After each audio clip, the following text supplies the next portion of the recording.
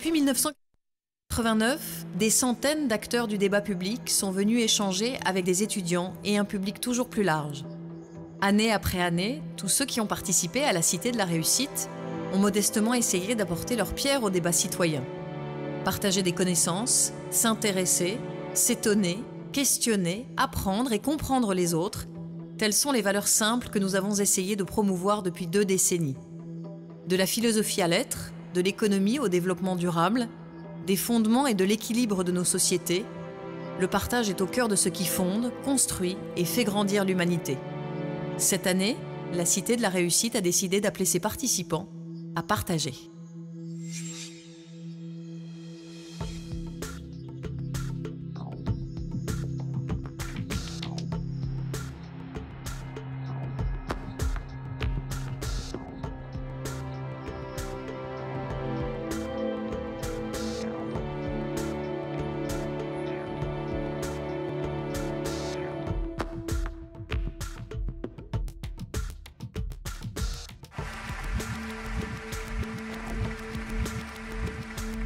Et bâtir quelque chose ensemble. On est engagé parce que vivre, c'est choisir. Ça veut dire prendre des risques.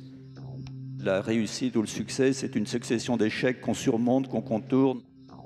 Il faut apprendre à apprendre. J'ai un rêve d'élever l'humanité par la danse. Quelle est l'œuvre d'art qui a pu transformer les gens autant que, je ne sais pas quoi, les 35 heures ou la retraite? Si ce n'était plus la solution McDonald's qui triomphait. Manger la même chose, penser la même chose dans tous les domaines, ça c'est le contraire de la cohésion. Cette mondialisation est au contraire une grande source de diversité. Je crois aux intelligences collectives. Je pense qu'on manque plutôt de tolérance, souvent. On peut respecter quelqu'un qu'on n'aime pas, on ne peut pas aimer quelqu'un qu'on ne respecte pas. La France doit comprendre qu'elle est multiple et que la différence est une chance. Chacun sait qu'il constitue un maillon et que si ce maillon faiblit, tout s'écroule. La lâcheté générale à l'égard de la responsabilité politique. Mais l'idée, c'est d'installer que les hommes politiques sont complètement déconnectés des réalités. Il faut qu'il y ait un lien intime entre moi, l'homme, qui veut être européen, et toutes les institutions européennes. Nous sommes entrés dans un nouveau siècle, et déjà, il est en danger. Je crois qu'il y a, je ne sais pas si c'est une fracture ou un moment historique où tout a changé. C'est vertigineux, nous avons même le pouvoir de tout faire sauter, de tout détruire. L'expérience, c'est une lanterne qu'on a dans le dos et qui éclaire le chemin parcouru. L'avenir va être absolument passionnant.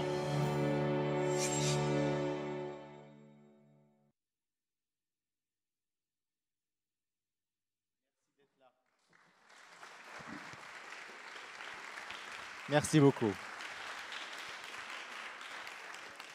Et bienvenue dans cette cité de la réussite qui nous accompagne depuis tellement d'années avec beaucoup de bonheur, avec beaucoup de rencontres, avec beaucoup d'imagination aussi. Je suis Éric Jouan, journaliste scientifique, et je voulais juste vous dire bienvenue. Bienvenue dans cette rencontre qui va nous... Peut-être qu'il va nous opposer, en tout cas on n'en sait rien, j'enlève mon badge, on n'en sait rien. En tout cas, je pense qu'Axel Kahn et Christian Lajoux ne sont pas des opposants, ce sont des gens qui ont envie de travailler ensemble. Et dans l'idée de cette... vous avez chaud. dans cette idée de partage, il y a quelque chose qui les rassemble tous les deux. Voilà. Donc merci d'être fidèle à avec cette assemblée, finalement. Et je vous présente nos invités sur ce débat. Recherche, savoir, innovation, s'allier et partager pour progresser. Quel programme? Alors, est-ce qu'on va réussir en 1h30 à résoudre le programme, je ne suis pas sûr. Mais on va essayer. On va essayer avec nos deux intervenants et je vous les présente tout de suite. Quelques règles du jeu. Vous aurez toutes les questions possibles à poser tout à l'heure, sachant que nos étudiants, et le panel qui est là au premier rang, de Subbiotech et de Grenoble INP seront les premiers à poser les questions, mais vous aurez l'occasion de poser vous aussi vos questions et nous ouvrirons les discussions et la discussion avec vous ensuite. Et c'est ça l'objectif de la Cité de la Réussite. Nous allons parler de partage de savoir, d'outils nouveaux, de nouveaux savoirs. Nous allons parler de l'accessibilité à ces savoirs et à l'éducation du partage, des progrès, de l'innovation en médecine et aussi sans doute dans l'industrie du médicament, puisque Christian Lajoux est déjà très number one dans ce domaine. Je vous présente tout de suite nos deux intervenants. Christian Lajoux, il est président de Sanofi en France. Je rappelle parfois que Sanofi, c'est la première entreprise médicament en France, vraiment la première.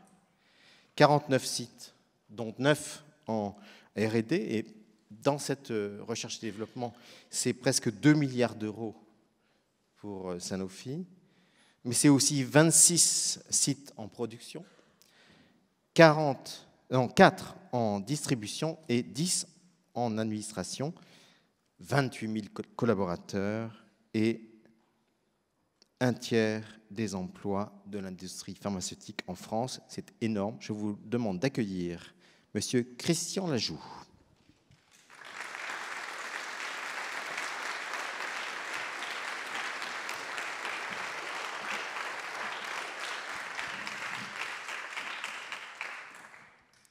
Alors, vous avez deux casquettes. Asseyez-vous. Vous avez deux autres casquettes. Vous êtes président du LEM. Ce n'est pas une capsule Apollo, hein? Non, c'est pas ça. Mais cet acronyme désigne les entreprises du médicament. Et je rappelle que le médicament français, c'est 50 milliards d'euros de chiffre d'affaires en 2011, dont 45% à l'exportation. C'est énorme. Et puis, vous avez une deuxième casquette qui est celle de la FEFIS, la Fédération française des industries de santé, FEFIS, qui est le syndicat professionnel qui regroupe non seulement le médicament, mais aussi les traitements vétérinaires, on va dire ça comme ça, donc vers les animaux, les dispositifs médicaux, les produits d'optique aussi. Hein, donc c'est énorme. Et dentaire, j'ai oublié les dents. Enfin, c'est 900 entreprises, 900, ce qui est beaucoup, 211 000 emplois directs, et je ne parle pas des emplois indirects, et 65 milliards de chiffre d'affaires par an. Alors, sans refaire votre parcours en entier, je note juste parce que c'est intéressant que vous avez une maîtrise de philo. Personne n'est parfait. Mais c'est rare. Et puis un DESS de management à l'IAE et une carrière largement européenne, ce qu'on oublie souvent de dire avec vous. C'est vrai que vous avez beaucoup voyagé en Europe. Voilà. Alors, vos bouquins, c'est le médicament enjeu du 21e siècle au Cherche Midi. Voilà. Et bon, un bientôt, le 8 novembre. Vous ne l'avez pas sous vous, là? Pas avec vous? Non, pas. Bon. Et tant pis. Ça s'appelle, et ça va s'appeler, ça s'appelle Médicaments, l'état d'urgence. Certains l'ont. Ah, mais vous êtes nombreux à l'avoir. Vous l'avez tous. Très bien, très bien. Alors, vous le ferez dédicacer tout à l'heure. Christian, hein, vous êtes d'accord? Bien sûr. Alors, sa passion, et pour discuter de tout cela, sa passion, je crois, même c'est une multipassion, mais sa passion première, c'est la génétique. Et il l'a pratiqué dans cette belle maison de l'INSERM. Il a été président de l'Université Paris 5, c'est pas très loin d'ici, jusqu'en 2011. Il s'est encanaillé en politique, peut-être qu'on en parlera tout à l'heure, pas forcément, c'est pas forcément l'enjeu. Et ses travaux scientifiques ont donné lieu à 500 publications dans des revues internationales primaires, donc validées par le métier. Il est énormément investi dans ce qui nous passionne tous, je crois. Et si vous êtes là aujourd'hui, c'est pour en parler aussi. Il est énormément investi dans les questions de sciences et de société. Et ces débats qui croisent les rapports moraux, sociaux, politiques, philosophiques, scientifiques, religieux.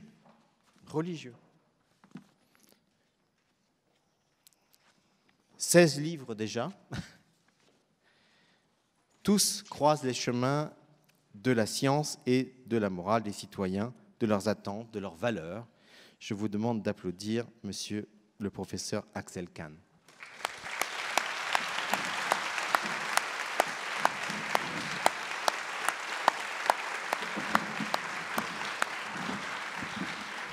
Voilà. Les présentations étant faites, j'espère le juste possible ou pas. Et je fais des erreurs sans votre CV? Non, messieurs, non. On continue. La question que je voudrais vous poser d'emblée, et quand on a préparé ce débat, tous les deux, Christian Lajoux, ce qui nous tenait à cœur, c'était de dire qu'au fond, le partage des connaissances devenait de plus en plus complexe, de plus en plus compliqué. Malgré la puissance des outils, malgré la puissance de l'informatique, malgré la puissance d'Internet, finalement, on ne réussissait pas vraiment à répondre à la question comment on peut partager les connaissances scientifiques de manière simple. Et c'est ma première question pour vous. Merci. Je ne suis pas sûr qu'on puisse partager de manière simple. Je pense qu'on est plutôt à une période où il y a une véritable explosion scientifique, et dans tous les domaines. Mais le professeur Axel Kahn aura l'occasion d'y revenir en tant que praticien et enseignant et chercheur, mais particulièrement dans le domaine des sciences du vivant. Et cette complexité de la connaissance nous amène, nous les industriels, puisque ici je parle en tant qu'industriel de la santé, à de nouveaux défis et de nouveaux enjeux.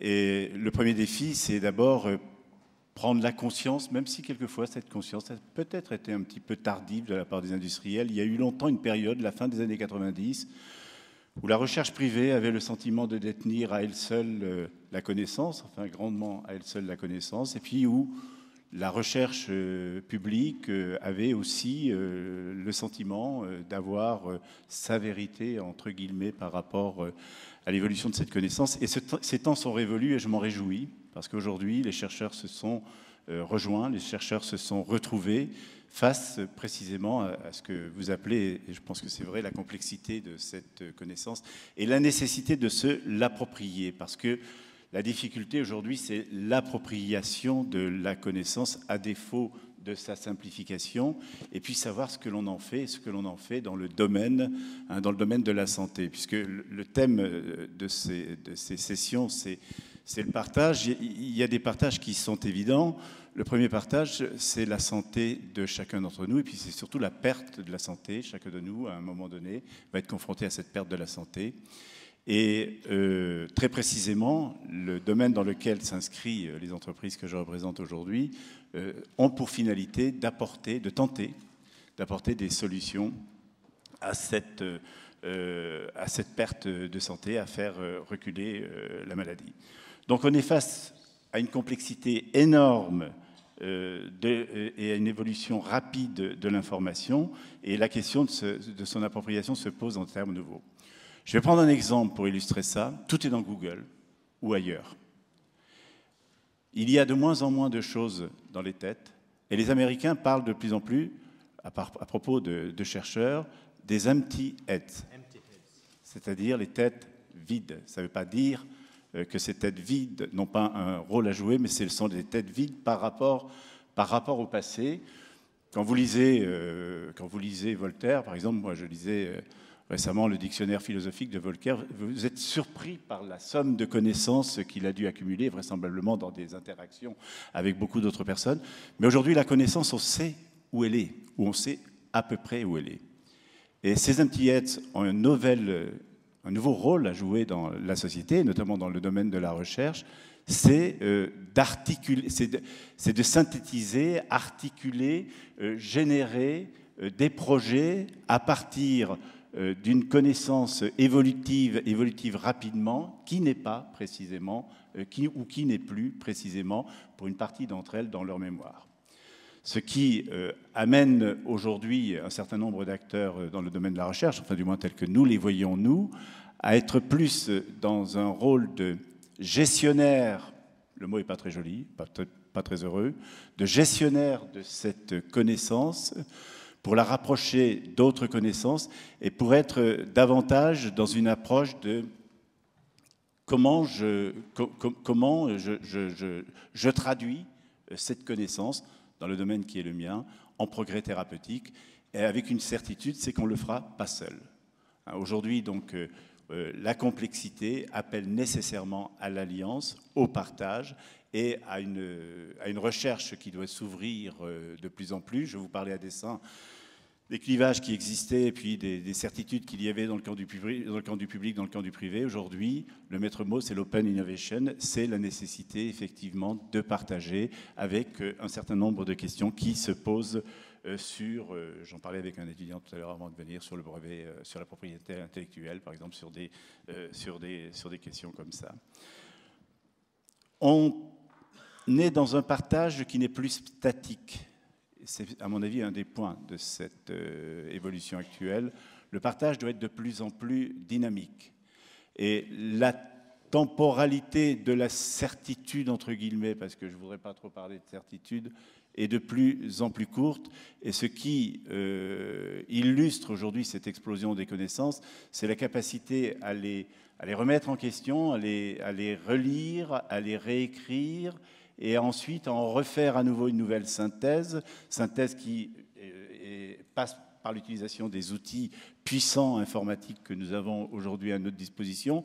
Mais une fois cette synthèse établie, il y a à nouveau un challenge de cette synthèse, il y a à nouveau une rediscussion, et on avance en permanence. Donc ce qui me surprend le plus, moi, aujourd'hui, et c'est une des questions centrales pour nous, les industriels de santé, dont le moteur reste incontestablement cette maîtrise et cette appropriation de la connaissance, ça nous amène donc à définir, moi j'aurai l'occasion peut-être d'y revenir plus tard, de nouveaux modèles en termes de recherche. Et quand on parle du changement de modèle des industries de santé, le premier changement de modèle en termes de process, en termes de méthode, en termes de réunion des intelligences, de réunion des analyses et des synthèses, ça passe effectivement par cette nécessité de les mettre en commun. On y reviendra. Axel Kahn, moi, ma première question, c'était finalement, est-ce que ce n'est pas une utopie de penser que dans cet univers qui est le nôtre, qui est un univers très concurrentiel, qui est finalement très vif et très, voilà, c'est celui d'aujourd'hui, qui est fort, un univers qui est violent. Est-ce que ce n'est pas une utopie de penser qu'on peut s'allier et partager les savoirs scientifiques? Il y a plusieurs manières de répondre à votre question parce qu'il y a plusieurs parties, plusieurs champs abordés par votre question. Tout d'abord, pour être dans la continuité avec ce qu'a dit M. Lajoux, je crois qu'il ne faut pas établir une confusion totale entre l'information et la connaissance. L'information est utilisée pour parvenir à la connaissance.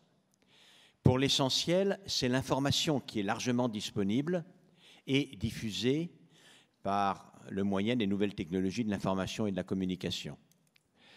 Si cette information très largement diffusée permettait à tout un chacun d'accéder à la connaissance, c'est-à-dire à la maîtrise de son action, fort de la connaissance qu'il aurait acquis, nous le saurions. Et bien entendu, la grande difficulté, la première exigence, c'est comment utiliser l'information pour qu'elle soit un élément, et un élément évidemment important, d'accès à la connaissance. Deuxième point, avec qui partager la connaissance? Je parlerai tout d'abord du partage entre le spécialiste scientifique et la population en général. Et d'autre part, je parlerai du partage, c'est un peu l'idée dans laquelle vous nous avez réunis, Monsieur Lajoux et moi-même, entre le public et le privé ou entre les industriels dans le cadre d'un partage de coopération. Le partage du savoir entre les scientifiques et la population, j'élargirai. Le partage du savoir entre les sachants et les non-sachants, notamment lorsque les sachants sont dans les pays du Nord, qui sont développés et scientifiquement avancés, et lorsque les non-sachants, ce savoir-là en tout cas, car ils ont bien évidemment bien d'autres savoirs, sont ceux des pays qui sont encore très émergents dans leur développement, est en effet très difficile, mais c'est une totale nécessité. D'abord, c'est une condition sine qua non, et c'est pour moi un combat que je mène depuis très longtemps, c'est une condition sine qua non de l'exercice de la démocratie dans un pays tel que le nôtre.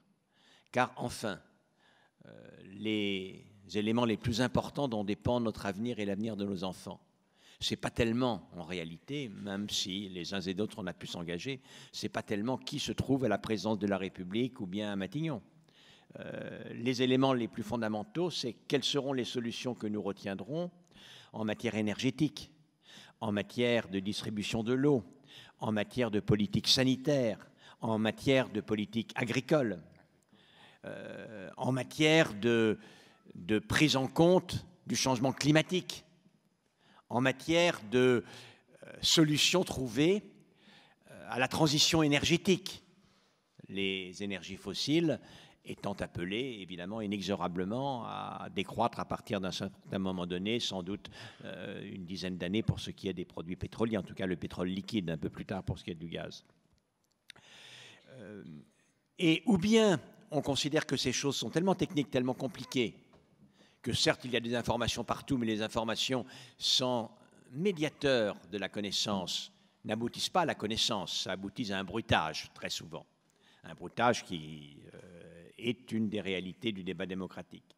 Si donc il n'y a pas la possibilité d'expliquer à tous ceux dans la population, parmi les citoyennes et les citoyens, ceux qui sont appétents à comprendre les enjeux, afin de déterminer ce qu'ils veulent faire, c'est-à-dire d'exercer leur libre arbitre citoyen, alors c'est se résoudre à ce que la démocratie impossible soit remplacée par la technocratie.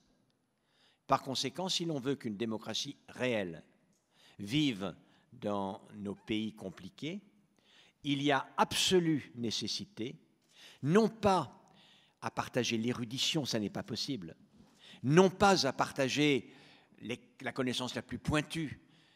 On ne va pas vous expliquer, c'est assez difficile, quelles sont les magnificences qui ont valu à Serge Haroche le prix Nobel dans le domaine de la physique quantique. En revanche, il est tout à fait important que vous sachiez ce qui se joue là, en gros, que si jamais une question se pose, quelle part de des richesses nationales considérez-vous qu'il est important de conserver et de maintenir dans la recherche fondamentale versus telle ou telle recherche, ce soit en connaissance de cause, les grands éléments étant connus, que vous donniez votre avis de citoyen. Donc ce partage-là est difficile, il n'est pas tellement facilité par la masse de l'information qui crée des conditions d'un bruitage qui parfois compliquent réellement les choses, il est néanmoins totalement nécessaire et il est certainement l'un des enjeux des temps modernes. Merci Axel Kahn. Première question, Victoria. Alors, vous n'avez pas de micro, mais je peux vous passer le mien. Ça marche ou pas? Allez. Je suis prêt à tout partager.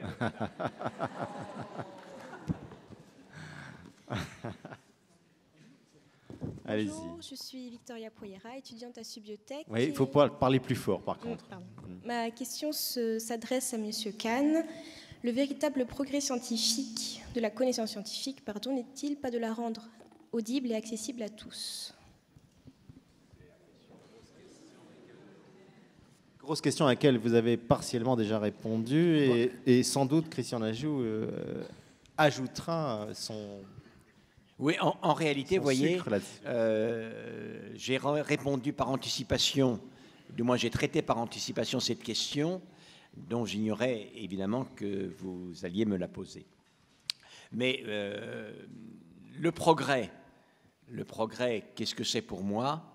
Le progrès scientifique est l'un des éléments du progrès. Le progrès tel qu'on le conçoit et tel que l'entendaient les femmes et les hommes de progrès, c'était la conception selon laquelle le progrès des connaissances, des techniques et de la richesse était promesse du progrès pour la femme et pour l'homme. C'est ça le progrès. Donc on écrit volontiers avec un petit p les progrès particuliers, progrès des connaissances, progrès des techniques, progrès de l'économie, et c'est l'espoir effectivement que cela aboutisse à un grand P. Pour qu'il en soit ainsi, il n'y faut pas simplement le progrès scientifique et technique. Le progrès scientifique et technique en est l'une des conditions, mais ce que je vais dire est, excusez-moi, trivial, d'une banalité dont je vous prie de bien vouloir m'excuser. Bien évidemment, le progrès scientifique et technique permet d'aboutir tout aussi bien à des médicaments totalement révolutionnaires, à des méthodes thérapeutiques qui le sont également, à l'exploration de la planète Mars et au gigantesque progrès de l'armement que l'on a connu depuis bien longtemps. Ce sont les conséquences, les unes et les autres, du progrès scientifique et technique. Et l'on va considérer, vous serez à peu près d'accord avec moi, que la part jouée par telle ou telle utilisation dans le progrès humain n'est pas exactement la même, etc., etc. Par conséquent, ce qui est absolument fondamental, je crois, et je reviens à ce que j'ai dit tout à l'heure, ce qui est absolument fondamental, c'est que d'une part, on essaye d'expliquer aussi clairement que possible ce qu'est le progrès scientifique et technique qui est en question, et qu'ensuite, on crée les éléments, on donne en quelque sorte quelques clés pour que les femmes et les hommes qui le désirent se réapproprient la question et, dans leur débat, indiquent à quelles conditions ce peut être un progrès pour elles et pour eux. C'est ça la condition d'un passage simplifié entre les petits progrès avec un petit p et le progrès avec un grand P. Petit progrès, grand progrès. Christian Najou, moi j'ai une question pour vous. Au fond, vous vendez des médicaments. Comment se passe ce partage entre les uns et les autres? Et vous allez me dire qui avec qui, sur ces brevets de la connaissance scientifique, et vous êtes forcément obligé de déposer des brevets et donc de définir un certain nombre de cadres économiques, scientifiques sur tout cela. Donc, comment tout cela se passe quand on dit partage de l'information scientifique et quand on parle avec vous donc d'économie du médicament, comment ça se passe? Alors d'abord, vous dites vous vendez des médicaments. Avant de les vendre, il faut les trouver. Et le plus difficile, c'est pas tant de les vendre, c'est surtout de les trouver. Et c'est surtout trouver aujourd'hui de l'innovation de rupture, c'est-à-dire de trouver des médicaments qui permettent de prendre en charge ou d'apporter plus de la valeur thérapeutique à des maladies qui en ont besoin. Et il y a des urgences. C'est pour ça que j'avais écrit mon bouquin « Médicaments, l'état d'urgence ». Les urgences, c'est le fait. La bonne nouvelle, c'est qu'on vit de plus en plus vieux. La mauvaise, c'est qu'on est confronté à de plus en plus de maladies dégénératives. Et les urgences, c'est les maladies infectieuses. Les urgences, c'est les 2/3 de la planète aujourd'hui qui ont des besoins, qui ont des besoins en termes de santé qui sont énormes. Donc, la difficulté pour les industriels du médicament aujourd'hui, c'est pas de vendre leurs médicaments. Je ne voudrais pas être trivial par rapport à ça. C'est de trouver les médicaments. La première concurrence aujourd'hui entre les différentes entreprises de santé, entre l'ensemble de ces entreprises, c'est leur capacité à mettre au point de l'innovation, et j'insiste sur de l'innovation de rupture, parce que les agences qui évaluent dans l'ensemble des pays du monde n'acceptent plus ce qu'on a appelé longtemps les MeToo, c'est-à-dire les moi aussi, c'est-à-dire des médicaments qui étaient très proches les uns des autres, qui ont permis d'ailleurs de faire reculer beaucoup de maladies dans les pays modernes, dans les pays où il y avait de l'argent. Certains diront même que c'était des pathologies peut-être de pays riches, on va le dire comme ça. Mais aujourd'hui, nous ne sommes plus du tout dans cette démarche. La question des brevets, c'est une question qui est au cœur, qui est au cœur du processus. D'abord, on parle souvent il faut dire les brevets, parce qu'un médicament ne fait pas, un médicament ou un produit de santé ne fait pas l'objet d'un brevet, il fait l'objet de multiples brevets. Et une réflexion a été conduite au cours des dernières années, parce qu'il y a eu un certain nombre de réformes qui ont été mises en place dans notre pays, sur la façon de la valorisation précisément de l'innovation et de la protection de l'innovation et de la protection intellectuelle de l'innovation. Donc notre pays aujourd'hui n'a pas trouvé toutes les solutions, mais on a trouvé beaucoup, et en tout cas on n'est pas en retard par rapport à d'autres pays. Et pour répondre simplement, aujourd'hui, on accepte le principe du brevet partagé largement. C'est-à-dire, on voit des universités qui collaborent avec des entreprises privées, avec des hôpitaux, avec d'autres entreprises. Et à un moment donné, une fois qu'une forme d'innovation a été mise au point, se pose effectivement la question du partage des brevets. Permettez-moi en une seconde de revenir sur la question précédente, parce qu'elle me semble importante. Il faut faire la différence entre les observateurs et les experts.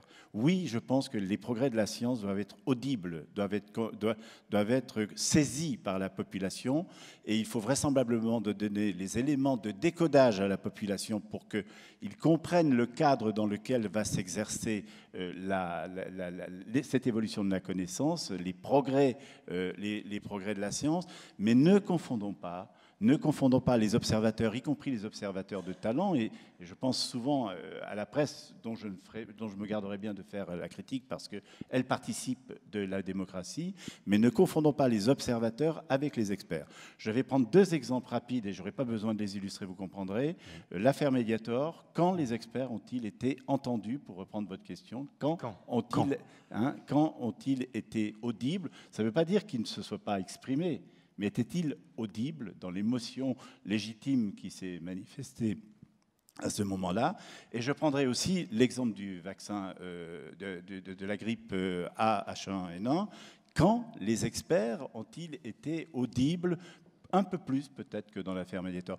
Mais je voudrais comparer avec ce qui s'est passé en termes de communication grand média avec la catastrophe du Japon, avec Fukushima, et la capacité qu'ont eu les experts du nucléaire à intervenir, y compris dans les audiences de grande écoute, ce qui était une différence quand même assez sensible avec ce qu'on avait vécu dans le domaine médical. Ce que je sais, c'est que Servier a dégagé de chez vous, il n'est plus chez vous.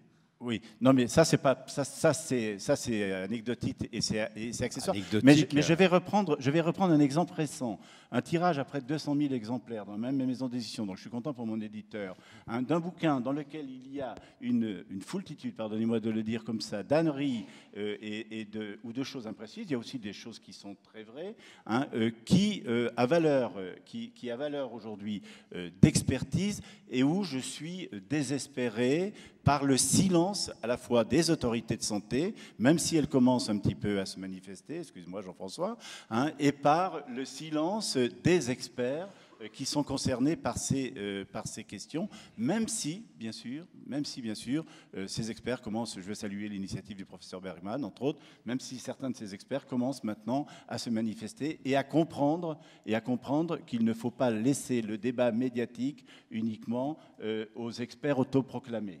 Ok. Axel Kahn, sur Mediator, juste une seconde, parce que c'est quand même un domaine complètement d'actualité, et je pense que vous avez quelque chose à dire là-dessus. Je pense que l'analyse en profondeur de ce qui s'est passé, pas tellement dans la période récente, mais comment effectivement à partir des connaissances qui étaient disponibles. On parlait des connaissances. Les connaissances de la composition chimique de ce produit, le métabolisme et l'apparition au cours du métabolisme de molécules qui étaient de l'ordre de molécules dont on avait fait la preuve de la très probable nocivité dans d'autres médicaments d'ailleurs qui avaient été interdits. Cette connaissance, nous l'avions à notre disposition et néanmoins, par toute une série de petits phénomènes, elle n'a pas abouti très tôt à ce qui eût été nécessaire et nous connaissons des épisodes de même ordre où une connaissance parfaitement disponible, parce qu'il y a des formes de cécité psychologique, parfois il y a effectivement le conflit d'intérêts, parfois il y a la petite lâcheté, parfois il y a une espèce de pression hiérarchique, parfois il y a la multiplication des avis, etc., etc., n'aboutit pas à une décision qui pourtant eût été totalement fondée à un moment donné. Ça, c'est extrêmement intéressant. Et lorsque l'on est face à une situation de cet ordre, j'ai mené un travail, moi, puisque j'étais appelé à témoigner devant la Cour de Sûreté de la République, pas la Cour de Sûreté de la République, la Cour qui est chargée de juger les ministres sur l'affaire du sang contaminé. Donc j'avais repris tout à fait à fond les conditions dans lesquelles tout cela s'était produit. On aboutissait également à une notion que tous les éléments étaient disponibles, c'est-à-dire que la perpétuation des méthodes en vigueur allait aboutir à des contaminations dont on savait qu'une fois que la maladie déclarée, elle était 100% mortelle, etc., etc. Et donc, on pouvait même calculer que relativement tôt, on pouvait calculer qu'il devait s'en suivre des dizaines, en réalité sans doute des centaines de morts. Et néanmoins, il y a eu un retard de quelques mois dans la prise des bonnes décisions. Et c'est ça qui est tout à fait important. Ce qu'il faut comprendre, excusez-moi, je ne vais pas prolonger longuement, ce qu'il faut comprendre, c'est le jeu très particulier, effectivement, qui s'est aggravé aujourd'hui de l'expertise. Je vais citer une anecdote qui est tout à fait amusante. Un jour, j'étais à la marche du siècle avec Cavada. Jean-Marie Cavada. Avec Jean-Marie Cavada, des nombreuses marches du siècle que j'ai fait. Et il s'agissait des plantes transgéniques. Déjà, vous voyez, on en discutait déjà. Et j'ai été amené à faire appel à des expertises. Et Jean-Marie Cavada s'écrie, mais alors, écoutez, vous n'allez pas nous embêter avec les experts. On sait qu'ils ont toujours partie liée avec les forces de l'industrie et ils ne sont absolument pas objectifs. Et d'écouter, monsieur Cavada, vous avez sans doute raison. Eh bien, dans ce cas-là, puisque c'est de l'argent perdu, il faut que l'on supprime absolument toutes les expertises et les députés se débrouilleront avec les éléments qu'ils ont à leur disposition. Et cri du cœur de Jean-Marie Cavada, ah, mais alors, ce serait abominable, ça serait le chaos. Et on est dans une société où effectivement les experts sont pris entre la suspicion permanente, certainement des, on va dire, tensions, certainement des pressions, et également une très grande difficulté à être, même quand les choses sont idéales, à être audible. Donc, il y a une crise de l'expertise. L'expert, c'est quoi? C'est un scientifique qui dit objectivement, non pas ce qu'il faut faire, ça c'est le conseiller qui dit ce qu'il faut faire, l'expert dit ce qu'il croit pouvoir tirer de l'objectivité des connaissances disponibles dont il est expert. C'est ça réellement un expert. Et aujourd'hui, certains hésitent à le faire, et pire même, lorsqu'ils le font, il y a des mécanismes qui font que leurs mises en garde sont difficilement audibles. Alors, dans l'affaire du médiateur, vraiment un cas d'école, vraiment un cas d'espèce, parce que énorme, ah oui, énorme. Parce que bien entendu, il y a eu des dysfonctions dans le traitement de cette molécule. Vous êtes d'accord, Christian Lajoux? Complètement, mais sous le contrôle d'Axel Kahn, je dirais, il n'y a même pas eu tromperie des autorités, car le nom même de la molécule était l'aveu de ce qu'elle était. C'est assez clair, je crois que tout le monde l'a entendu, j'espère qu'un certain nombre de journalistes pourront le retranscrire. Alors, une question de nos étudiants de biotech, allez. C'est à vous. Donc, Thomas Janin, étudiant en deuxième année à Subbiotech, j'aurais une question pour Monsieur Lajoux, à savoir si l'open data remet en cause les propriétés de la connaissance. L'open data. Alors, est-ce que vous pouvez préciser votre question En gros, qu'on comprenne un peu mieux. L'accessibilité assez facile aux différentes informations qui peuvent être utilisées à d'autres fins. Alors, bon, j'ai aussi déjà en partie répondu. Il y a des data. L'open innovation passe par la nécessité de collaborer, de travailler ensemble, donc de partager des informations, et c'est ce que vous appelez, enfin, vraisemblablement, l'open data. Mais il y a des data qui restent des data protégées et utilisables uniquement par un certain nombre d'acteurs dans des circonstances précises, ce qui relève d'ailleurs précisément de la propriété intellectuelle. Moi, je pense que non. Et aujourd'hui, je pense que l'open innovation, je préfère le dire comme ça, n'est pas un frein au renforcement de la propriété intellectuelle. Cette propriété intellectuelle, c'est une nécessité. Nous disons souvent que s'il n'y avait pas de propriété intellectuelle, il n'y aurait plus de recherche. Je le dis dans les sciences du vivant, mais je crois qu'on peut le dire pour l'ensemble des secteurs d'activité. Il n'y aurait plus de recherche dans l'aéronautique, il n'y aurait plus de recherche dans le spatial, il n'y aurait plus de recherche nulle part. Donc, cette notion de dynamique est une notion extrêmement importante. Il faut accepter aujourd'hui, nous ne sommes plus dans un registre statique, nous ne sommes plus dans une approche des connaissances uniquement analytique et séquentielle. Nous sommes davantage dans une approche qui doit être une approche systémique, globale, holistique, comme aiment le dire les anglo-saxons, et intégrée. Ce qui fait qu'il y a une nouvelle porosité d'ailleurs entre les disciplines. Il n'y a plus, les cloisonnements forts qui existaient auparavant entre les sciences dites dures, je ne sais pas si on peut encore utiliser ce concept, et puis les sciences plus humaines, je préfère dire humaines, plus humaines. Je pense qu'il y a aujourd'hui une nécessité de rapprochement, de faire éclater, enfin, pas de faire éclater les disciplines, mais de rapprocher les disciplines.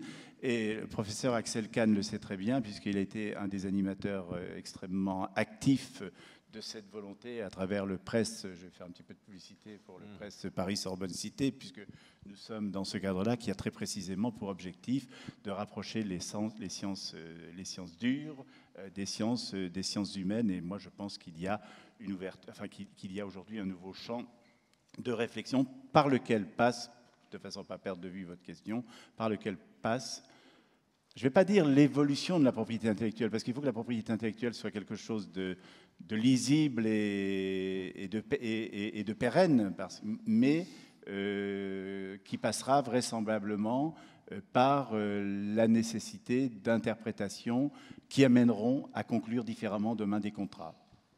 Axel Kahn. Oui, peut-être, je ne sais pas si c'est une différence d'éclairage ou une vraie divergence avec Christian Lajoux. Je vais ne pas me payer de mots. Normalement, l'open data ne devrait avoir aucune interférence avec la propriété intellectuelle, d'après les règles initiales qui sont très compliquées à faire valoir, mais ces règles voulaient que les connaissances sont librement partagées par toute la communauté scientifique, de telle sorte que les inventeurs potentiels soient dans les meilleures conditions pour faire une invention dont les applications sont déterminées et pouvoir les protéger et ainsi, d'une certaine manière, concilier les droits de la communauté humaine de protéger et de profiter du progrès de l'invention et les droits de l'inventeur de voir une juste rétribution de son activité inventive. C'était ça, réellement, l'esprit du progrès.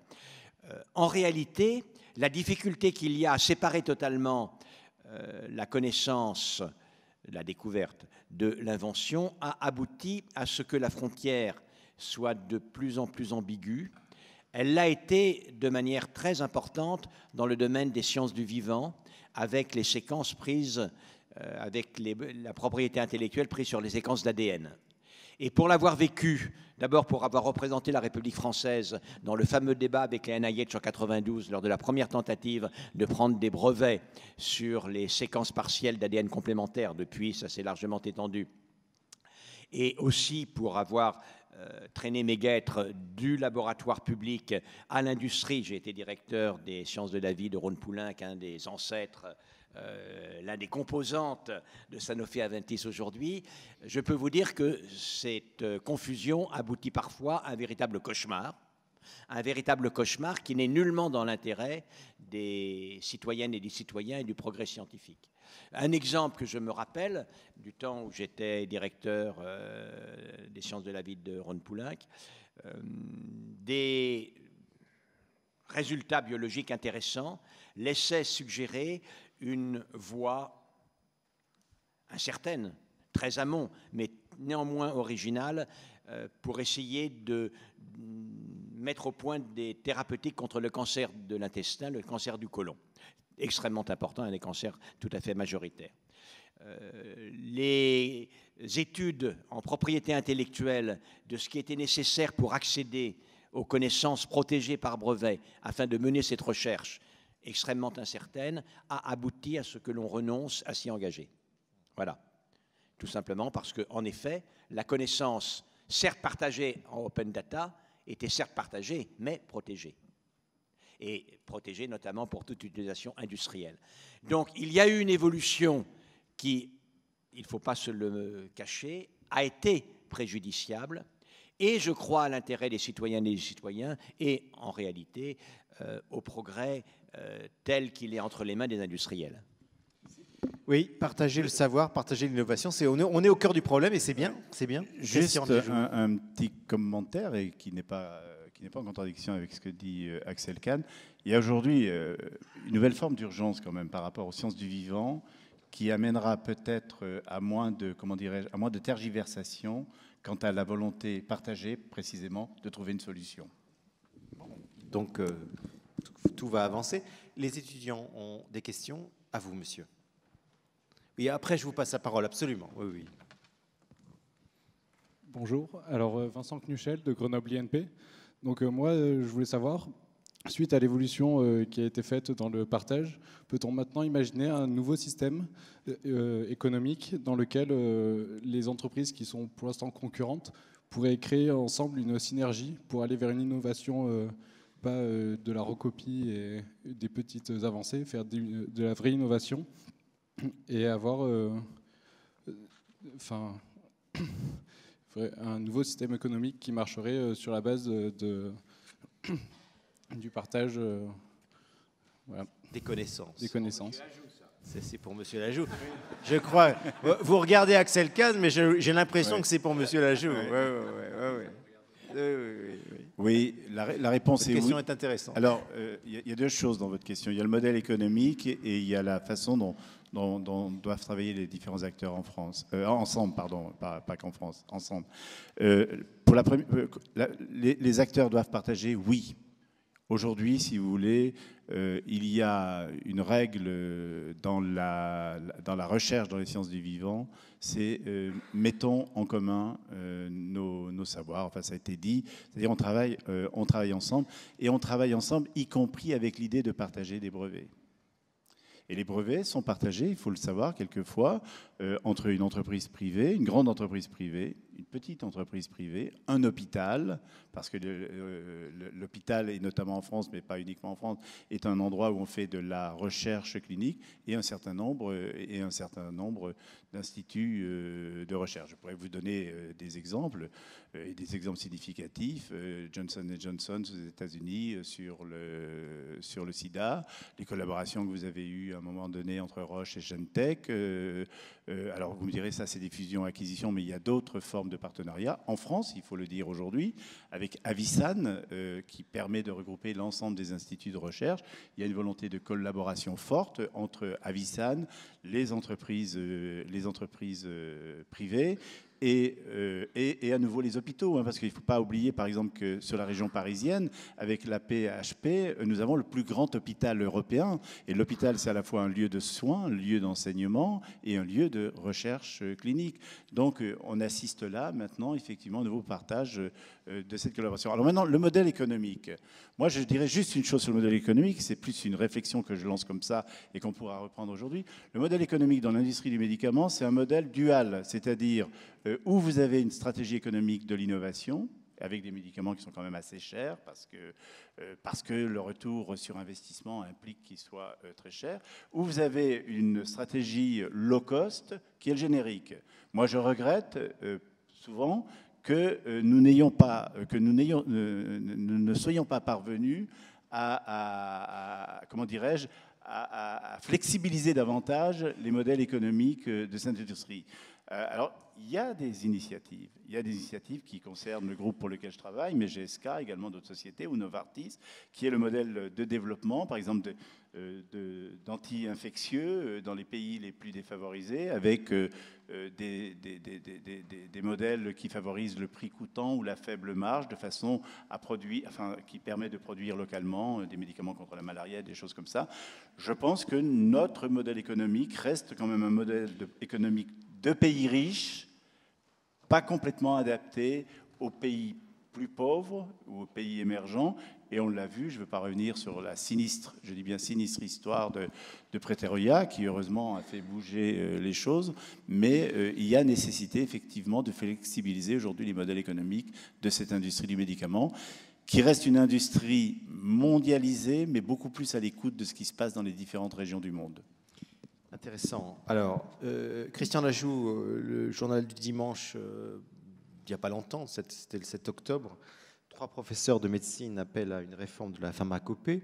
1000 principes actifs suffiraient à soigner les Français, c'est ce qu'ils disent, au lieu des 4000 en vente actuellement. Et j'ai juste envie de dire comment vous allez partager, parce qu'on est dans la question du partage, cette question-là, parce que c'est important quand même. Si on a un médicament sur 4 qui est inefficace, alors comment on fait?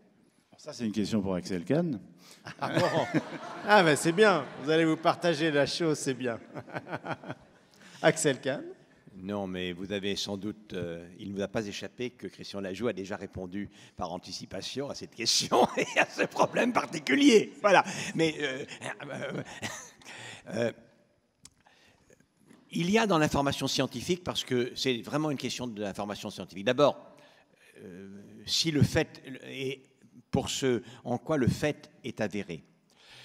Une des caractéristiques, et là encore c'est faire la transition avec la réponse de M. Lajoux, une des grandes caractéristiques des systèmes de santé dans nos pays, bien entendu, c'est qu'une partie déclinante, mais encore une partie relativement importante des dépenses de santé sont prises en charge par la collectivité sous la forme des cotisations, et que ces systèmes sont tous aujourd'hui en péril, en tension, vont vers les déséquilibres, que la prise de relève par les systèmes des mutuelles, les complémentaires santé, elle-même atteint un peu sa limite, et que, bien évidemment, on ne peut pas ne pas se poser la question pour n'importe quel gestionnaire des deniers publics, on ne peut pas ne pas se poser la question du juste équilibre entre une rétribution des médicaments qui ne stérilise pas l'innovation,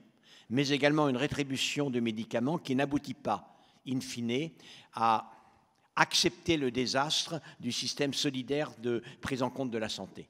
C'est un problème absolument majeur, absolument majeur. D'autres pays ont choisi une solution qui était celle de la totale privatisation avec des systèmes de santé. Vous voyez les débats que cela crée aujourd'hui aux États-Unis pour ceux qui vraiment n'ont pas les moyens, sinon de se soigner, et personne ne peut désirer cela pour ce qui nous concerne. Et en effet, il y aura toujours un élément de tension. Et lorsqu'une molécule a pu être rentabilisée durant les 10 ans ou 8 ans ou 9 ans d'exploitation du brevet et ses extensions éventuelles. Lorsque cette molécule continue d'avoir des bienfaits incontestables, mais lorsque une concurrence peut exister sous la forme des génériques, que l'on indique qu'il n'y a pas tellement de raisons de continuer à les rémunérer au prix qui était justifié par tout simplement la rétribution de l'innovation, me semble normal et logique dans l'ensemble. Je suis en accord avec ce propos, complètement d'accord. Un élément de vigilance néanmoins, et les industriels reconnaissent qu'il faut que les comptes de la sécurité sociale puissent être équilibrés, c'est extrêmement important. Mais je redirais que le médicament participe à 15% des investissements, des dépenses de l'assurance maladie, et que depuis plusieurs années, les différentes politiques qui sont mises en œuvre dans le pays, parce que j'ai bien peur qu'il n'y ait pas d'autres solutions, mais néanmoins les victimes en sont les industriels de santé. 15% donc de remboursement, 50% de contribution. C'est la même situation dans le cadre du PLFSS actuel. Grosso modo, un PLFSS qui demande une économie de 2 milliards, 2 milliards et demi. La contribution du médicament est de l'ordre d'1 milliard, 1 milliard 3. Sur le prix du médicament, il faut que nous gérions maintenant la période post-blockbuster. Le blockbuster, vous savez, c'était ces médicaments qui soignaient à peu près tout le monde de la même façon, des médicaments très peu différents les uns des autres, c'était les médicaments de masse. Le fait d'entrer aujourd'hui dans une médecine personnalisée va amener à utiliser l'innovation thérapeutique sur 10 000 malades, 30 000 malades, 100 000 malades, là où auparavant on utilisait des médicaments sur 100 000, 200 000, des millions de malades. Ce qui permettait un retour sur investissement des industries de recherche, des industries pharmaceutiques de recherche beaucoup plus facile. Parce que vous mettiez au point un médicament pour soigner 10 000 malades ou pour soigner 1 million de malades, la longueur de la recherche, malheureusement, reste la même, entre 8 et 10 ans, et les coûts et les investissements, et notamment les investissements dans la phase de développement, restent le même. Donc aujourd'hui, les industriels sont face à une équation qu'ils n'arrivent pas à résoudre. C'est pour ça que les médicaments d'innovation sont considérés souvent comme des médicaments très chers, parce qu'effectivement, il faut bien parler, c'est pas un gros mot de parler d'économie, hein, à un moment donné, le retour économique passe nécessairement par la nécessité bien de faire ce retour sur un petit nombre de patients dans le cadre de la médecine personnalisée. C'est un défi majeur que nous devons rencontrer, que nous rencontrons, et les industriels doivent travailler sur le coût de développement et sur la durée de développement. Avant de retrouver vos questions, Axel Kahn. Oui, je n'avais pas répondu, c'était un préalable, je n'avais pas répondu à la question de ces experts autodésignés qui indiquent que les 3/4 de tous les produits ne sont pas utiles. Donc si les produits sont inutiles, cela mérite d'être connu, mais il y a aujourd'hui des agences de santé, il y a la Haute Autorité de la Santé, il y a d'autres agences qui font un travail de très bonne qualité de ce point de vue-là. Et par exemple, moi je ne me suis jamais opposé pour l'essentiel aux demandes de déremboursement de produits pour manque d'efficacité. Il me semble assez normal tout de même qu'on ne fasse pas payer à la collectivité le remboursement de médicaments dont il a été scientifiquement prouvé qu'ils n'avaient point d'efficacité. En revanche, ce qui s'est passé là est tout à fait particulier. Je ne veux pas être méchant envers des collègues, mais il y a des collègues qui en sont arrivés à un moment de leur vie où ils n'ont de possibilité d'atteindre à la jubilation interne que par le scandale qu'ils provoquent. Et qui donc... et qui donc pratiquement surfent de scandale en scandale en cherchant, une fois qu'ils ont joui totalement de celui qu'ils avaient provoqué hier, celui qu'ils pourraient bien lancer demain. Et ça n'est pas possible non plus, tellement ces choses-là sont compliquées, ça n'est pas possible non plus de limiter un problème aussi important à cette approche-là. Elle n'a, à mes yeux, et elle ne mérite aucune indulgence particulière. Je suis complètement d'accord avec vous, et ils sont à la police républicaine ce que sont les milices privées, quand même. Bien. Oh là là. Alors, on est dans le vif du sujet, là. Une question de mademoiselle, et après on passera à vos questions dans la salle, et on les accueille avec beaucoup de plaisir.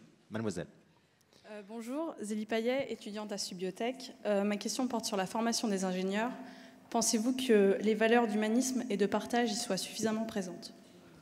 Une belle question aussi.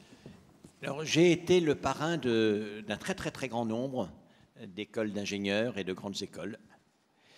Et une question que je posais au terme de mon discours de parrainage, je disais aux jeunes femmes et aux jeunes hommes qui venaient d'être diplômés, Polytechnique, Centrale, HEC, ESSEC, quelques autres encore, INAPG. Je leur disais, écoutez, mesdames, mesdemoiselles, messieurs, vous êtes remarquables, vous avez travaillé, vous en aviez les moyens, et après avoir consenti beaucoup d'efforts, vous avez décroché ce diplôme. Maintenant, vous êtes dans une situation qui est vraiment très intéressante. Vous serez mieux à même de piloter votre vie et de la piloter agréablement. Mais compte tenu de vos positions hiérarchiques, vous aurez également une possibilité d'influer sur l'avenir de nos sociétés. Ce pouvoir-là, à propos, vous voulez en faire quoi? Et en règle générale, c'est un silence stupéfait et gêné qui m'a répondu. Donc, en tout cas, il y a quelques années, la question des valeurs qu'il fallait poursuivre, je parle, le terme polysémique de valeurs est très intéressant, comme vous savez, puisqu'il y a les valeurs que les actionnaires attendent de voir monter à la bourse, ce sont les valeurs, et puis justement, il y a les valeurs qui n'ont pas de prix. Et évidemment, les valeurs que les actionnaires veulent voir monter à la bourse ont un prix, et même ils espèrent que le prix va monter. Donc moi, je parle en l'occurrence des autres valeurs. Les valeurs qui valent la peine aussi, parce que je ne suis pas naïf, les valeurs qui valent la peine aussi parce qu'ils fondent la cohérence de notre société, d'être défendus, d'être réhabilités, d'être protégés. Et comment une femme ou un homme qui aura une position hiérarchique pourrait-il ne pas se poser cette question, n'était pas discuté dans beaucoup des formations techniques. Je crois que les choses sont en train de s'améliorer. Je veux dire que je continue aujourd'hui de faire un peu ce travail et d'aller dans les écoles d'ingénieurs. Et j'ai observé que les choses s'améliorent. Il y a presque toujours aujourd'hui des philosophes qui abordent les problèmes sociaux, les problèmes éthiques dans les grandes écoles. Il n'empêche que c'est totalement essentiel parce que si on nous formait uniquement à augmenter les valeurs qui ont un prix et à essayer d'optimiser réellement notre vie, mais qu'on ne nous dise pas que compte tenu de notre position, nous avons une responsabilité dans le monde que l'on veut construire. Si l'on était incapable de savoir ce que l'on désirait que ce monde soit, ça ne vaudrait pas vraiment la peine qu'il y ait un enseignement supérieur. Allez, une question. Monsieur, on va vous amener un micro. Et vous êtes tous invités à partager le débat avec nous. Hein, maintenant. Oui, le nom de Michel monsieur. de Vriès, retraité, bon. Oui. Mais qui a passé 15 ans de sa vie quand même au ministère de la Recherche. Mhm. Alors là, j'ai l'impression qu'il y a eu, on manque de précision dans le langage. On a parlé d'innovation, et je crains qu'on confonde innovation et valorisation. Innovation, ce n'est pas le propre de l'industrie, c'est le propre de faire avancer des connaissances, selon moi. Mais peut-être que je me trompe. Et puis je voudrais faire une différence aussi entre la recherche fondamentale, la connaissance, et il s'agit bien ici de partager, je crois, des connaissances, et la propriété de celui qui a énoncé cette connaissance. Je pense qu'ici, beaucoup savent que la propriété intellectuelle, ça remonte à Beaumarchais, à peu près, mais pas avant. J'ai connu, dans ma carrière, la CSF, qui était une grande compagnie, disons, industrielle, n'est-ce pas, et qui savait parfaitement faire des cathodes éternelles. Et surtout, on laissait ça sous le boisseau. C'est pas la contraposée, mais enfin, ça complète ce qu'Axel Kahn a dit sur cette fameuse molécule dont, ma foi, on n'a pas été plus loin. Alors, je voudrais demander à M. Lalou qu'il nous précise un petit peu. Autant je comprends qu'il faille des sommes considérables pour valoriser une recherche, autant je suis incapable de comprendre qu'il faille de l'argent pour faire avancer des connaissances quand on dispose de ces connaissances. Je vous citerai Georges Bataille. J'ai écrit pour ne pas devenir fou. Et un vrai chercheur, qu'il soit dans le privé ou dans le public, c'est quelqu'un qui a une blessure au cœur et qui dit non, ce qu'on m'a dit, c'est pas ça, c'est autre chose. OK. Alors, voilà. Alors, autant Axel Kahn. On a bien compris votre question. Merci, monsieur. Bon, Christian Lajoux. Alors moi, il y a plusieurs éléments dans votre question. C'est la définition elle-même de l'innovation. Vous parlez de l'innovation de la connaissance. C'est une innovation de la connaissance qu'il faut mettre effectivement au service de la mise au point. Oui, alors il y a la valorisation de la connaissance, mais quand on parle de valorisation de la connaissance, quand on parle de valorisation aujourd'hui, derrière, il y a propriété intellectuelle. Il y a le mot propriété intellectuelle. Hein. Et partage, puisqu'on est à nouveau dans le domaine du partage de cette propriété intellectuelle entre les différentes personnes qui ont effectivement valorisé cette connaissance. Où je suis d'accord avec, en accord avec ce que vous dites, c'est que aujourd'hui, dans nos jargons, on parle de médicaments d'innovation, c'est une façon de les qualifier, plus par opposition, et j'ai même employé, pardonnez-moi, le mot d'innovation de rupture, plus par opposition à la nouveauté des produits de santé, qui n'étaient pas toujours des innovations. Et pendant de nombreuses années, notre industrie a mis au point des médicaments innovants qui apportaient des plus et qui permettaient de faire des progrès, mais qui n'étaient pas des médicaments d'innovation. Donc je ne suis pas sûr de répondre pleinement à votre question. Il y avait un deuxième élément, par contre, qui m'a échappé. Excusez-moi.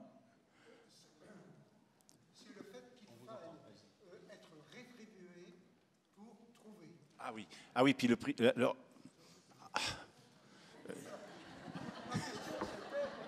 oui.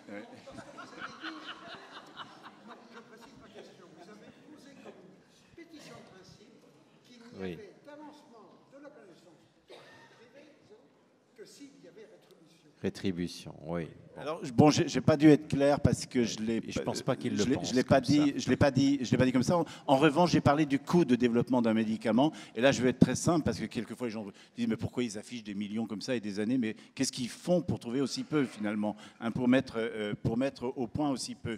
Hein, voilà.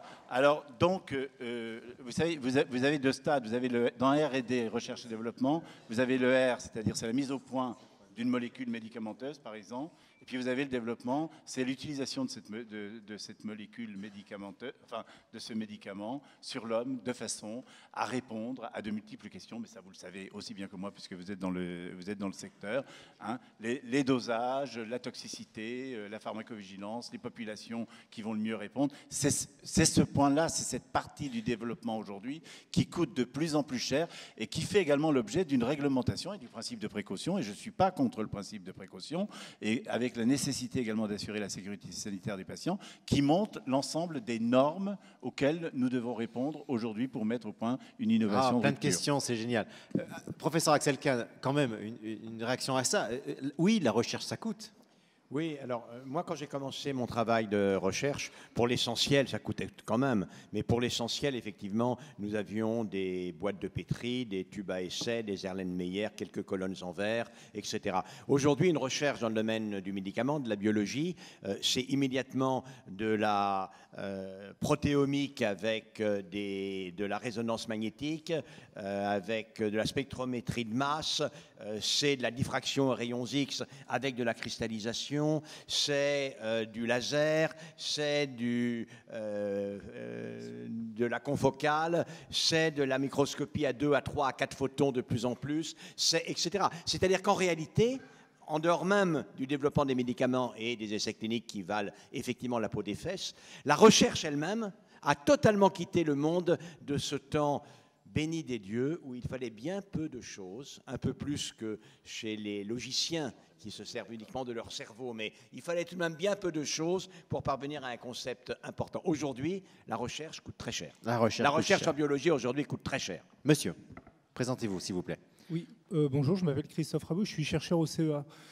J'avais une question sur, justement, parce qu'on a la chance d'avoir un industriel et un chercheur, sur les liens entre justement le monde industriel et la recherche, et notamment sur les financements qui deviennent de plus en plus prégnants. Bon, moi, je ne travaille pas dans les sciences de la vie, mais de la recherche fondamentale par l'industrie, et notamment sur cette dualité un peu entre connaissances dont vous avez parlé et innovation, hein, donc, qui sont relativement antinomiques, l'une étant protégée, l'autre étant publique.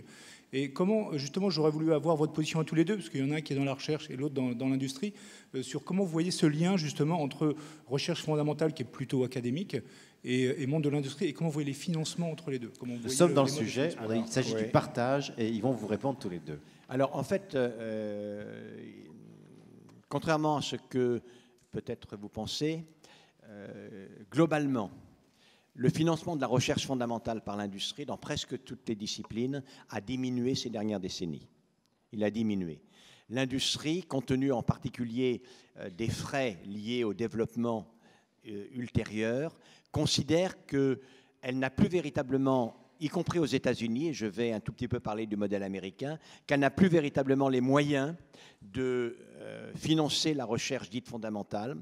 Et vous savez que le taxpayer, le contribuable aux États-Unis, continue d'être celui qui finance avant tout la recherche fondamentale. Alors, en réalité, ce qui se passe aux États-Unis, dans les grands systèmes vertueux, c'est que la proximité entre les sociétés industrielles et les grandes universités américaines, où se fait l'essentiel de la recherche, aboutit à ce que des recherches finalisées, et effectivement, en revanche, l'industrie finance des recherches finalisées. Or, c'est l'intérêt également. Un chercheur qui travaille sur les mécanismes du cancer, c'est une recherche qui est tout à fait dans sa raison d'être. C'est tout à fait important et ça intéresse aussi l'industriel de trouver de nouvelles cibles du cancer. C'est une recherche finalisée et celle-là peut être financée. Elle est financée assez souvent à des niveaux tels qu'une partie de ce financement est réhabilitée dans le financement d'une recherche qui, elle, n'est pas finalisée. Il n'empêche que pour l'essentiel, le modèle de financement de la recherche non finalisé aux États-Unis, c'est le taxpayer, et parmi ce contribuable, il y a évidemment l'industrie elle-même. L'industrie fait partie des forces qui abondent réellement les impôts et une certaine réutilisation du surplus d'une recherche finalisée. Moi, j'ai connu la période où il y avait encore la possibilité pour une industrie de consacrer des sommes pas très importantes, mais de consacrer certaines sommes à des problèmes très fondamentaux, vraiment très fondamentaux. Honnêtement, aujourd'hui, ça n'est plus vrai, un peu pour deux raisons. La première, je vous l'ai dit, c'est l'augmentation des coûts tout à fait en aval. La deuxième raison, c'est aussi, et ça c'est relativement important, c'est la gouvernance des entreprises. Le moment à partir duquel la gouvernance des entreprises dépend avant tout du bilan que le manager va faire aux actionnaires qui financent pour l'essentiel l'entreprise. Et l'actionnaire, lui, il a une appétence pour une rentabilité, et une rentabilité relativement à court terme. Et l'on a connu des systèmes, je pourrais vous en citer un certain nombre, on a connu des systèmes de grandes industries qui annonçaient des grands projets, mais des projets de résultats extrêmement incertains, pas encore de la recherche fondamentale, mais de la recherche finalisée à risque, dont la conséquence était une chute brutale du cours des actions dans les semaines qui suivaient. Et donc la conjonction de tous ces phénomènes, c'est que l'industrie en tant que telle finance très peu la recherche fondamentale. Je dois dire, je ne peux pas lui en vouloir. Ça n'est pas véritablement son job. Ça n'est pas véritablement sa mission. Christian Lajoux. Oui. Rapidement, parce qu'après on prend une autre question. Les choses évoluent néanmoins, parce que, comme je vous le disais tout à l'heure, il y a quand même une forme d'essoufflement dans la mise au point de nouveaux médicaments, et les industriels partagés, comme le dit Excel Kans, entre l'intérêt court terme des actionnaires et les cycles longs de la recherche. Mais si les industries du médicament veulent continuer à exister, elles ont aujourd'hui intérêt quand même à rentrer le plus loin possible en amont du processus. C'est quand même dans le changement aujourd'hui fondamental de nos processus de recherche, c'est un élément qui compte. Alors évidemment, on n'est pas... Ça reste de la recherche finalisée, je suis d'accord, mais ça reste de la recherche finalisée. Alors, sur la partie fondamentale, néanmoins, de plus en plus. Mais ça reste oui, je suis d'accord. Et je pense qu'on sera peut-être obligé d'aller un petit peu plus loin. Un chiffre, vous savez qu'il y a un chiffre sévère et dur et qu'il faut avoir à l'esprit et qui fait que les industriels se bougent pour changer le modèle, c'est que 1 euro investi aujourd'hui en recherche et développement rapporte 0,7 euros. Et voilà. Et ça... Les analystes et les économistes s'en rendent compte et se disent notre modèle, il est mort. Le modèle des industriels, j'entends. Le modèle, il est mort, il faut maintenant le renouveler. Oui. Eh bien, dis donc, ça c'est de l'information. Monsieur. Pour continuer là-dessus. Présentez-vous 2 secondes. Bertrand Petit, InnoCH, Réseau de veille innovation. Donc, pour revenir à la collaboration de masse, open data et les nouveaux business models, j'aimerais avoir votre appréciation sur ce qu'a fait GSK sur la malaria, d'accord, le vaccin sur la malaria. Et deuxièmement, est-ce que vous avez regardé dans les nouveaux business models ce qu'on arrive à faire dans l'open source, que ce soit l'open source software ou l'open source hardware? Directement pour vous. Oui, mais je ne sais pas bien répondre sur GSK parce que je n'ai pas bien perçu le sens de votre question. Oui. Oui. Alors, voilà. Oui, en ouvrant, en partageant le savoir. Hein, d'autres, alors je le disais. De manière gratuite. Oui. Vous êtes un peu optimiste quand vous dites qu'ils y sont arrivés. Hélas, le vaccin efficace contre la malaria n'est pas encore au point. Mais enfin, disons que ça a permis de faire avancer les choses. Donc, et l'autre point, c'était business model. Parce que vous dites que vous êtes arrivé au bout d'un cycle. Oui. Regardez un peu dans l'industrie software, on arrive à faire cohabiter des sociétés privées qui exploitent des logiciels et des communautés d'open source. On va aussi dans ces communautés d'open source sur du hardware. Oui. Et vous, est-ce que vous arrivez à faire une transposition dans votre domaine? Alors, je ne sais pas si ce sont des transpositions qui sont exactement les mêmes, mais vous avez de plus en plus des initiatives européennes. Vous connaissez l'initiative IMI, IMI, qui a pour objectif effectivement de déboguer, puisque c'est comme ça qu'on dit pour simplifier, quand il y a un problème en termes de recherche, qui passe par le partage entre le soft et vraisemblablement de plus en plus vis-à-vis du hard. À nouveau, je le dis, il y a urgence, il y a nécessité pour les industries de santé de se renouveler et de changer leur modèle. Parce qu'on on parlera peut-être plus encore à nouveau des énormes dividendes des entreprises. Les dividendes des entreprises sont le fruit d'un cycle qui est aujourd'hui un cycle qui n'existe plus. Et il nous faut réinventer le cycle, et je fais le lien entre votre question et le commentaire d'Axel Kahn. Je pense que les industriels, ils ne savent peut-être pas encore très bien comment le faire, encore qu'ils discutent beaucoup avec le monde de la recherche, le monde universitaire sur ce point-là, sont obligés de s'intéresser de plus en plus à la recherche en amont.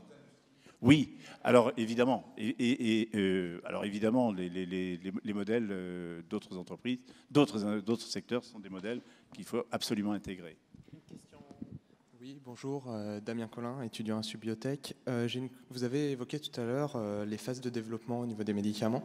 Vous avez évoqué le coût, mais est-ce que selon vous, ce n'est pas aussi un endroit de partage avec, par exemple, des personnes qui souffrent de maladies qui leur laissent parfois une très courte espérance de vie et qui permettrait, en fait,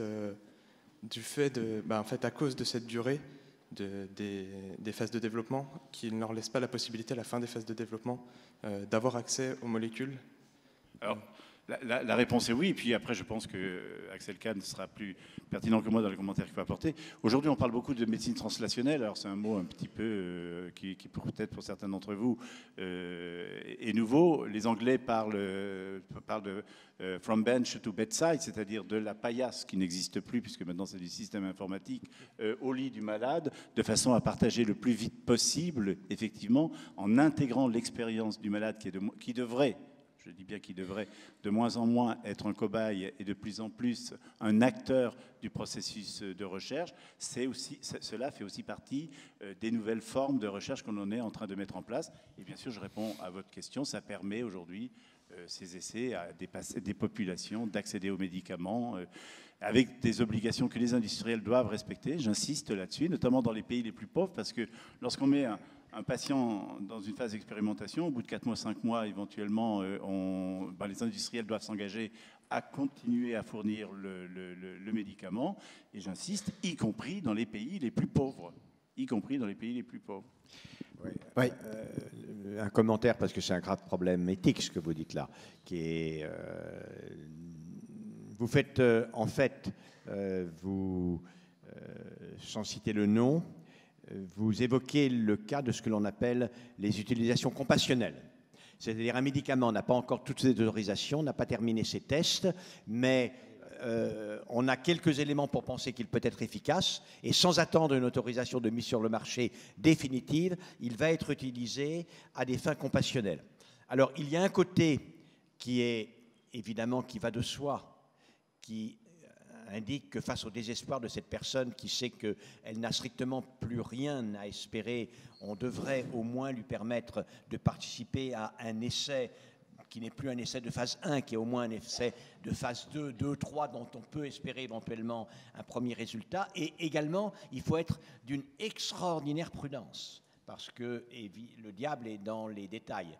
Et là encore, l'histoire est extrêmement riche de protocoles soi-disant compassionnels qui en réalité ont été utilisés pour contourner les règles de sécurité, notamment dans des pays en voie de développement, les règles de sécurité que l'on impose tout à fait justement dans l'essai des médicaments. Et il y a quelque chose d'assez antinomique entre regretter que les contrôles soient parfois insuffisants, que certains médicaments dangereux passent à travers les mailles, comme on l'a fait tout à l'heure, et demander également ensuite que l'on multiplie les exceptions compassionnelles aux règles de test des médicaments. Donc, vous avez raison, c'est un problème qui se pose, mais il faut être extraordinairement vigilant dans l'utilisation de cette possibilité. Une question. Oui, monsieur, je vous en prie. Présentez-vous. Oui, bonjour, Rémi Loubert, citoyen. Oui. Je voulais juste savoir si on pouvait réfléchir à la notion de régulation dans ces activités, à la fois pour les résultats des entreprises et à la fois dans le partage de l'information. Et si oui, comment? Qui a suffisamment de connaissances, de compétences ou d'humanité pour définir les règles de ces réseaux, de ces partages et de ces régulations? Et donc, comment imaginer ce futur si ça a du sens? C'est une question qui appelle une réponse en plusieurs volumes. Je vais vous décevoir. Mais quelques éléments.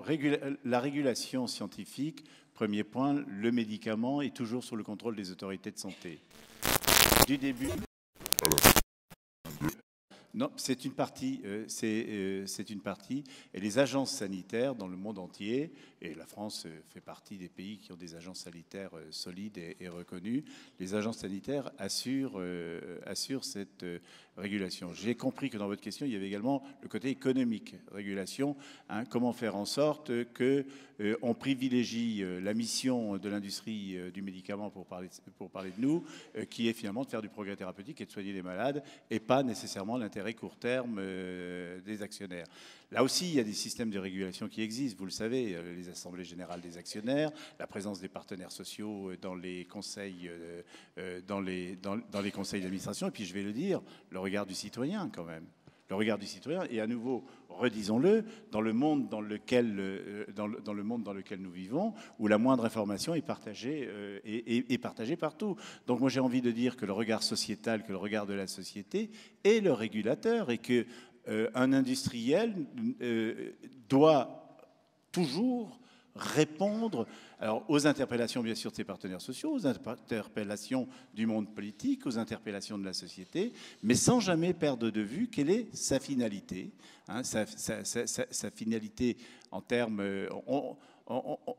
Pardonnez-moi, on reproche... J'avais un débat à Toulouse il n'y a pas très longtemps, ville dont on parle beaucoup actuellement, et on me parlait des super profits de l'industrie du médicament dans une ville où il y a effectivement aérospatial et dans une ville où il y a EADS.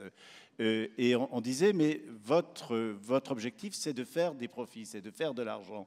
J'ai dit, mais pourquoi vous ne dites pas la même chose à EADS? Vous dites à EADS, votre finalité, c'est de faire des beaux Airbus parmi les meilleurs avions du monde, et les profits que vous faites vous permettent de le faire.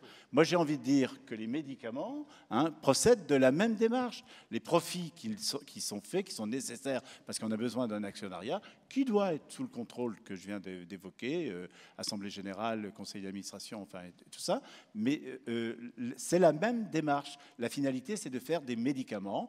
Et là aussi, je ne veux pas être trivial, mais un cancer sur 2 aujourd'hui est un cancer guéri. La trithérapie, enfin vous le savez, ont permis des progrès immenses. Il y a des champs entiers qui n'ont pas de besoin, mais le modèle économique que nous avons doit changer, doit évoluer, mais c'est un modèle économique qui a participé au progrès en termes de santé.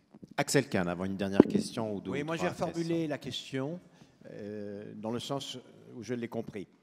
On n'a pas encore insisté sur ce point. Toute la difficulté en termes de santé, c'est que la santé a 2 fonctions et 2 qualités. Dans un premier temps, on l'a dit tout à l'heure, et je me rappelle, j'ai entendu que l'on citait des chiffres, la santé est un gigantesque marché, 5 000 milliards de dollars à peu près au niveau mondial, de cet ordre-là. Donc un des principaux marchés. Et ce marché est largement développé dans un cadre concurrentielle, habituelle, avec des sociétés privées. Ces sociétés privées sont face à un marché et donc développent dans un système qui est forcément réglé, puisqu'il y a notamment le remboursement par la collectivité, développent des médicaments en attendant une juste rétribution de cet effort. Et en effet, comme n'importe quelle société privée dans le monde, les sociétés pharmaceutiques ne sont pas des sociétés philanthropiques. Ce sont des sociétés industrielles qui ont des actionnaires, qui doivent faire également du profit. Mais par ailleurs, la santé est un droit de l'homme qui est reconnu comme tel. L'atteinte du meilleur état de santé possible en fonction de l'état des connaissances et des techniques est un droit de l'homme sans préjudice de la race, du sexe, etc., etc. Ce sont les textes internationaux qui le disent. Or, bien évidemment, cela indique que la barrière économique ne saurait, de manière rédhibitoire, dirimante, être opposée à l'accomplissement, au respect de ce droit de l'homme, le droit d'accès à la meilleure santé. Et ça ne peut pas être uniquement résolu avec le système marchand du médicament. Et par conséquent, il doit y avoir une régulation, incontestablement, pour permettre à ces droits de l'homme d'être respectés, alors même que le simple mécanisme économique ne permettra pas de le faire. C'est ça l'enjeu. Le débat majeur, réellement, c'est cela. Personne, aucun, je crois, industriel raisonnable, va vous dire que son but, c'est vraiment, indépendamment de toute rendabilité, de soigner l'humanité. Certes, il soigne l'humanité, mais en même temps, il fait son job d'industriel. En revanche, la collectivité internationale se doit de respecter ce droit de l'homme. Chaque fois que cela est possible, en collaboration avec le système des industriels et avec d'autres systèmes naturellement, lorsque cela ne peut pas répondre à une question. La dernière question. Merci Axel Kahn. Oui. C'est vous, mademoiselle. Vous vous présentez. Bonjour. Pretoria, oui. Pretoria en est l'illustration, hein, c'est-à-dire le procès de Pretoria est l'illustration de ce qu'il disait Axel Kahn. Il faut se rappeler, mais je le dis sans cynisme mais avec beaucoup de modération, les entreprises étaient dans leurs droits, mais elles n'étaient pas dans le droit de l'humanité. Ce qui est différent. Mademoiselle. Bonjour, Inès Kessimi, je suis étudiante en première année à Sciences Po et ma question est pour monsieur Axel Kahn. Vous insistiez tout à l'heure sur le fait que le petit progrès, pour qu'il ne se gangrène pas, pour qu'il devienne grand progrès, doit être partagé entre les hommes et les femmes qui en fixent les conditions. Ainsi, ma question est quelles sont ces conditions et comment peuvent-elles s'exprimer dans l'espace public qui, comme vous le soulignez, est baigné dans un brouhaha d'informations plus ou moins pertinentes? Merci. Merci. En un mot. En un mot, parce que c'est mon analyse de la société au stade où on en est. J'analyse la société, y compris d'ailleurs, j'en fais l'une des origines de la crise cruelle que nous connaissons, et la perte totale des finalités. On a terriblement développé l'efficacité des mécanismes scientifiques, techniques et économiques. Mais on en arrive à un système tel que le succès économique a pour but de permettre de stimuler la recherche, la technique, de se garantir des créneaux de compétitivité, de conquérir des marchés, et que la finalité globale de ce système vu dans l'ensemble, sa finalité humaniste en tant que telle, l'objectif final qui est de promouvoir le bien-être des femmes et des hommes, y compris de ceux qui ne sont pas encore nés aujourd'hui, dans la préservation des écosystèmes pour demain, est un objectif qui s'exprime parfois un peu dans les termes, dans les discours, mais qui ne fait pas partie pour l'essentiel des stratégies. Pour moi, que les progrès des connaissances, des techniques et même les progrès économiques aboutissent à un progrès pour l'homme, c'est naturellement possible. Il vaut mieux avoir des connaissances, il vaut mieux avoir des techniques, il vaut mieux avoir de l'argent pour parvenir à promouvoir les conditions d'épanouissement de l'homme ici et ailleurs, aujourd'hui et demain, à une condition, c'est de s'en fixer l'objectif. Christian Lajoux. Je vous en prie. C'est un mot de conclusion, c'est ça que vous me demandez, hein? Oui, par rapport. Dans l'oreille, c'est un mot de conclusion, on finit. Oui, oui, oui. On a un petit peu parlé, c'était à travers, ça traversait le débat en interligne, la formation, c'est-à-dire comment former demain, et on s'adresse aussi à un parterre d'étudiants, comment faire en sorte que de donner les clés de décodage aux étudiants dans toutes les disciplines où ils sont, non pas du monde d'hier, non pas même du monde d'aujourd'hui, mais du monde de demain. Et je pense que c'est un point extrêmement important qui répond aussi en partie à la question de mademoiselle sur ce point-là. Et je pense qu'il faut sortir de cette... il faut vraiment être dans une dimension dynamique, complexe, dynamique. J'avais insisté au début de l'entretien là-dessus. Et les savoirs ne sont plus figés. Il va falloir apprendre de plus en plus... notamment dans la formation des élites, dont parlait Axel Kahn tout à l'heure, les apprendre à critiquer, à synthétiser, à anticiper et à produire des nouveaux regards, y compris sur le contenu de leur métier, qui permettent effectivement de ne pas perdre le sens, de ne jamais perdre le sens de ce que nous faisons et de ne pas aseptiser finalement un certain nombre de comportements industriels, ce qui serait possible d'ailleurs aujourd'hui avec la technologie que nous avons à notre disposition. Il y a eu, je termine sur ce point-là, il y a eu des progrès considérables. Je voulais vous parler de Singapour tout à l'heure. Qui se souvient que dans les années 1961, Singapour, c'était une ville de bidonville, hein? Et il y a eu une prise de conscience à un moment donné qui a fait qu'à travers l'éducation, qu'à travers la mobilisation, à travers la recherche, on a effectivement réussi à faire de Singapour la plateforme exceptionnelle que cette ville-État est aujourd'hui en termes de recherche dans tous les domaines. Alors moi, je voudrais parodier une phrase que chacun d'entre vous connaît bien, face aux multiples difficultés que nous connaissons, face à la complexité que nous devons affronter, yes we can.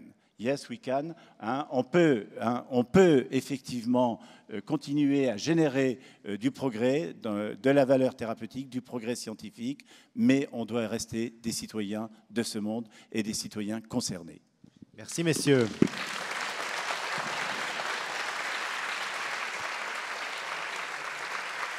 Merci de votre attention, merci de votre écoute attentive à ce débat qui a été riche, absolument riche, intéressant. Je vous donne rendez-vous demain avec le professeur Jean-Claude Sherman, co-découvreur du virus du sida, et Denis Le Bihan, qui est un spécialiste du cerveau. À demain. Et merci à vous.